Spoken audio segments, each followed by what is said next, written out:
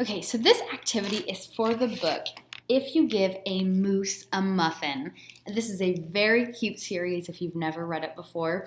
And it is all about cause and effect, which is something that a lot of pre-K and kindergartners don't quite understand yet, but are learning in their own experiences. And so if you give a moose a muffin, he's going to want a lot of other things. And so the activity is all about cause and effect. And so you're going to talk with the kids about what happened when the moose saw some jam and what did he want next. And so usually when you want one thing, then you want something else. And so this is what cause and effect is. Something happens and then something else happens because of it. And so then you're going to tell the kids that you have different cards with cause and effect pictures on them.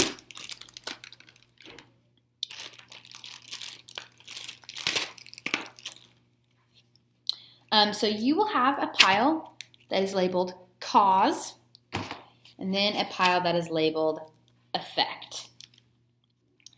So you will keep the cause cards with you, and you will hand out the effect cards to the class. And so you can do this one of two ways. You can hand out the cards to them while they're sitting in a circle, which I think would probably be easiest. Or you could have the teacher decide who can come up and get an effect card from you first.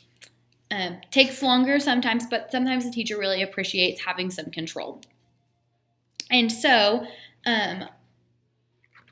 once you hand out the cards, you will let the kids know that you have the cause cards and go over with them one more time about what's a cause, what's an effect, so they thoroughly understand it. So if my cause, if I water a seed, what's going to happen?